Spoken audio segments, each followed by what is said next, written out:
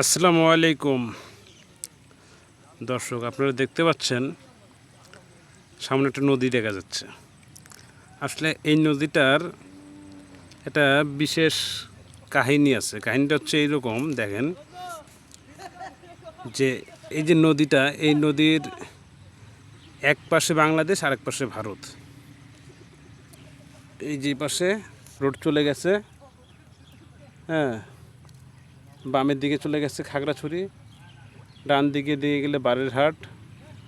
হ্যাঁ, এটা বাংলাদেশের বর্ডার, এই সাইডে বাংলাদেশের বর্ডার এটাই।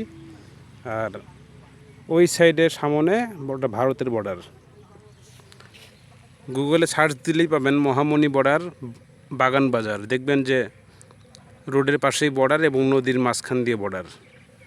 নদীর এই সাইড বাংলাদেশ, নদীর ওই পার ওই সাইড হচ্ছে ভারত। এবং আমাদের বাংলাদেশের লোকজন এই যে বাংলাদেশ থেকে ওই যে ভারতের এলাকাতে যায় মাছ ধরতেছে, দেখতে পারবেন। এই যে আমাদের সঙ্গে 3-4 জন এই যে মশারি দিয়ে মাছ ধরতেছে নদীর ওই পার। ছোট ছোট গুড়া মাছ পাওয়া যায়, বেশ ভালো লাগে। নদীতে এখন অনেক স্রোত, নদীর পানিতে অনেক স্রোত। বিভিন্ন গাছপালার টুকরা, যেমন কলা গাছের যে কাণ্ডটা পচে গেছে, এটা পানিতে ভাসে আসতেছে। এটা খাগড়াছড়ির উত্তর থেকে আসতেছে, উত্তর পূর্ব দিক থেকে। দক্ষিণে এই পানি যায় মিশে যাবে সাগরে।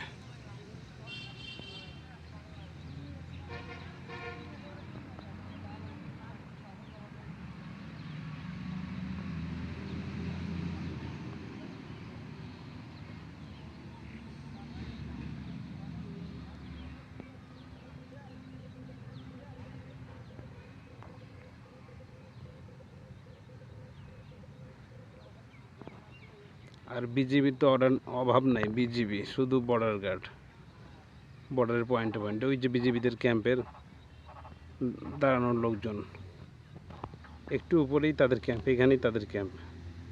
এই মিডলে নারকেল গাছটার নিচে তাদের ক্যাম্প আছে, এখানে তারা বর্ডার পাহারা দিচ্ছে।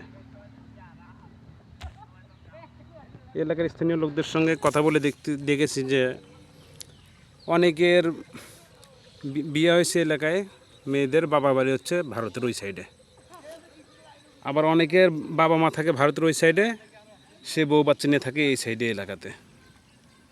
এখন কথা হচ্ছে, মানে তারা এই এলাকায় ঠিক নিজেদের এলাকার মতনই থাকে। যদি কোনো অবৈধ কাজ না করে তখন দেখা যায় কি কোনো সমস্যা হয় না। এই যে বিষয়, নদীর ওই পারের লোক ওই যে ভারতের লোক দেখা যায়। ড্রামে কি নেয়? ও, জমিতে দেওয়ার জন্য ঔষধ, জমিতে দেওয়ার ওষুধের পানি নিচ্ছে ড্রামে করে।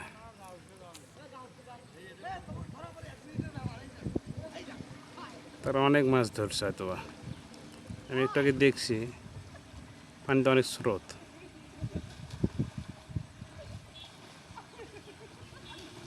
পানিতে অনেক স্রোত। আচ্ছা, ঠিক আছে, ভালো থাকবেন, ধন্যবাদ। এটা হচ্ছে খাগড়াছড়ি রামগড় বাগানবাজার এলাকার মহামনি বর্ডার। মহামনি বর্ডার সার্চ করলেই গুগল ম্যাপে দেখা দেবে মহামনি বর্ডার খাগড়াছড়ি। ধন্যবাদ। উপরে হচ্ছে বড় রোড আছে, হাইওয়ে রোড আছে, খাগড়াছড়ি হাইওয়ে রোড। ধন্যবাদ।